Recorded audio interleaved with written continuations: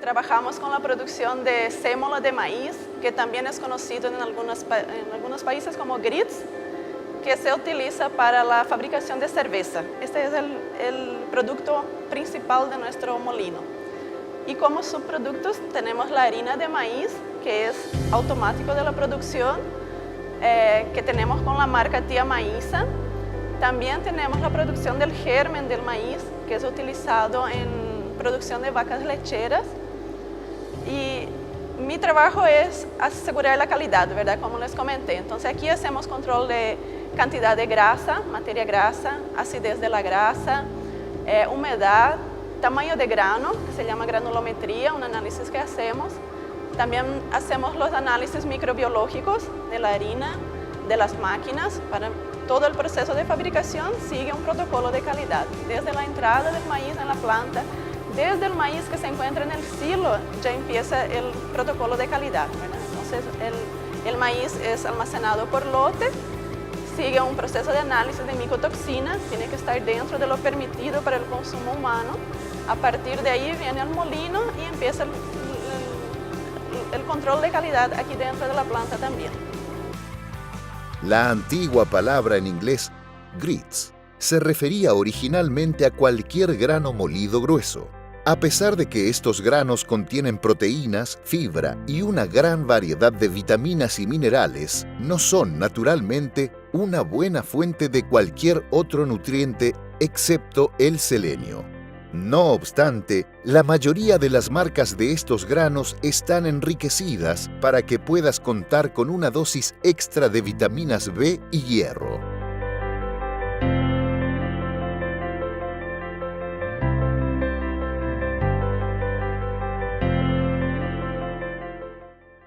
En general, el uso de maíz, ya sea harina de maíz o sémola, aproximadamente entre el 10 al 20% de su contenido de molienda total, puede ayudar a estabilizar el sabor de la cerveza.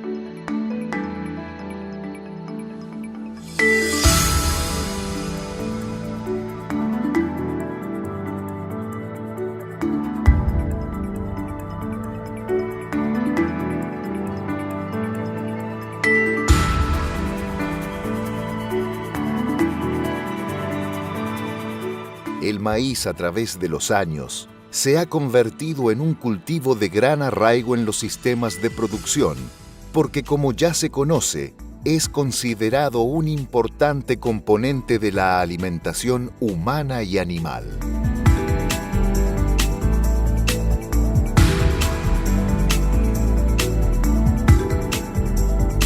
Su consumo desde el estado lechoso, que se conoce como abatic, hasta el grano seco, permite además la cría de aves de corral que aportan huevos, leche y carne, diversificando así la producción del grano.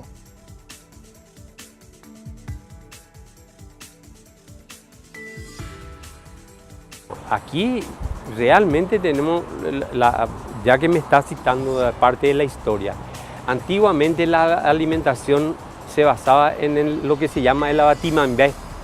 O sea, es el maíz molido y que se pasa por con una olla de hierro y ahí se tostaban eso. Y eso se mezclaba con leche, ¿verdad? Esa fue la base de nuestra alimentación importante durante mucho tiempo, el abatimambé. Y actualmente eso quedó un poco para atrás, pero seguimos con la producción de chipaguazú, que no falta en ningún lado, está en las mejores mesas. La sopa paraguaya, que decimos es sopa pero es dura.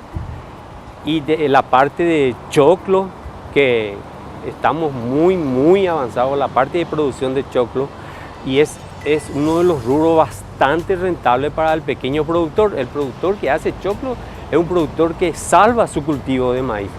Eso es categórico, ¿verdad? Y aparte de eso también tenemos otras comidas donde se utilizan parte de maíz, ¿verdad? Un día tenemos boriborí, que también, ¿verdad?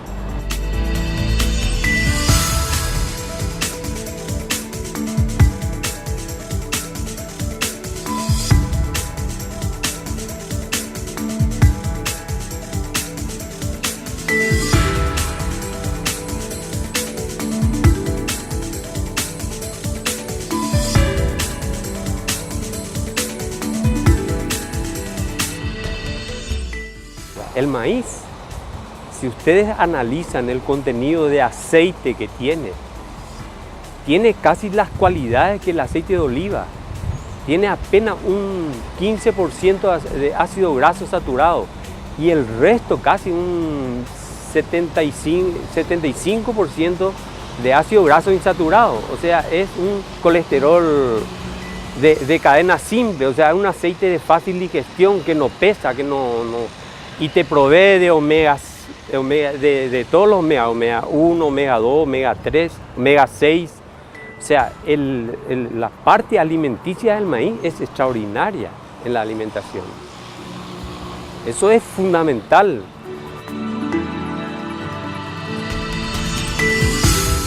La nixtamalización es el proceso milenario de origen mesoamericano que sirve para quitar la cáscara al maíz, hirviéndolo en agua con sal. Una vez hervido y sin cáscara, se puede preparar la harina de maíz.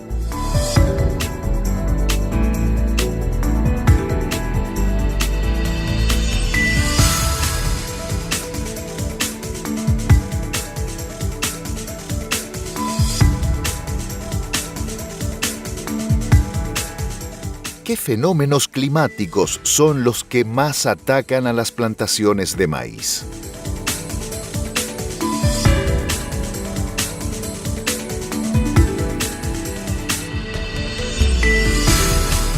El maíz hoy en día aquí en el Paraguay ya prácticamente se hace todo el año. O sea, ya no existe época en que se tiene que hacer, ¿verdad? Ya tenés semillas para todas las épocas.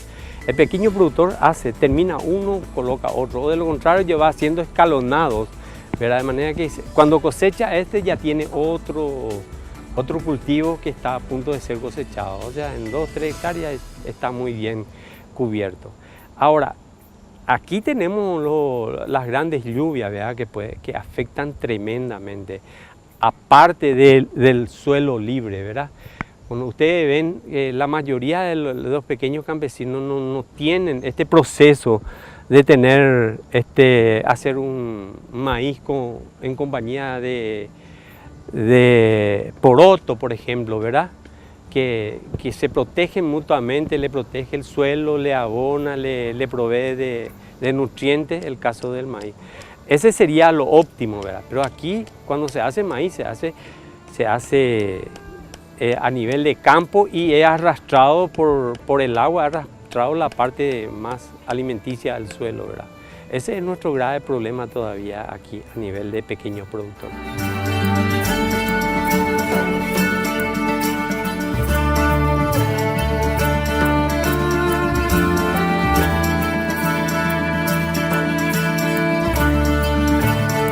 La polinización del maíz se hace gracias al viento.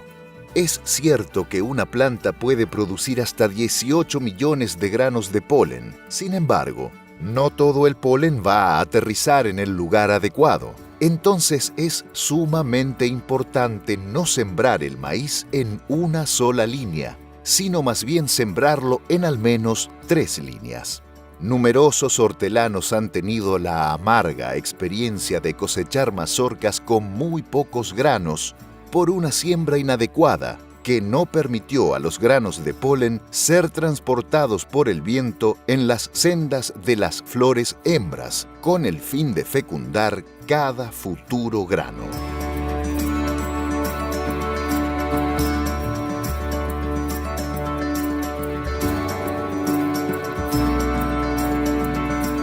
tenemos informaciones sobre qué cantidad de maíz. En realidad nosotros estamos produciendo 1 millón de toneladas más o menos, ¿verdad? Estamos produciendo de maíz, un poquitito más al año, 1.300.000 toneladas. Y se exporta aproximadamente esa cantidad. O sea, prácticamente muy poco lo que queda aquí en el Paraguay. En realidad, aquí en el Paraguay la parte de comercialización es un poco más. Nuestra producción es 1 millón y exportamos 1.400.000, por ejemplo. Ahora los 400 de dónde sale no sé, ¿verdad?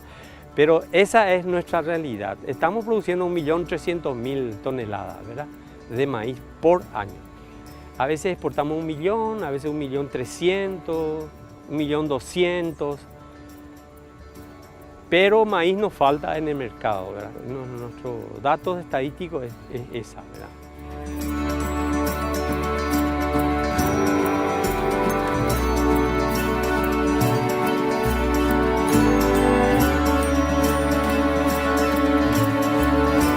Lo que realmente se plantea para un país como el Paraguay, donde el mercado interno local es muy pequeño, somos apenas 7 millones de habitantes, de los cuales casi la mitad son pobres, y de eso otra vez hay pobres extremos. Entonces, el Paraguay realmente es un país en ese sentido privilegiado por los recursos naturales, porque tiene el potencial de producir mucho alimento hoy, pero al mismo tiempo tiene un mercado interno muy pequeño. Entonces no es el caso, por ejemplo, de comparándonos con el Brasil o los Estados Unidos o la propia China, donde ellos en sí constituyen el mercado. Entonces, cuando uno hace agronegocios en Brasil o cuando uno hace agronegocios en Estados Unidos o en la India o en China, uno tiene el mercado local y tiene el mercado internacional. En Paraguay, debido al tamaño de nuestro mercado interno, nosotros estamos, como suelo decir, obligados a exportar. Tenemos que vender lo que producimos.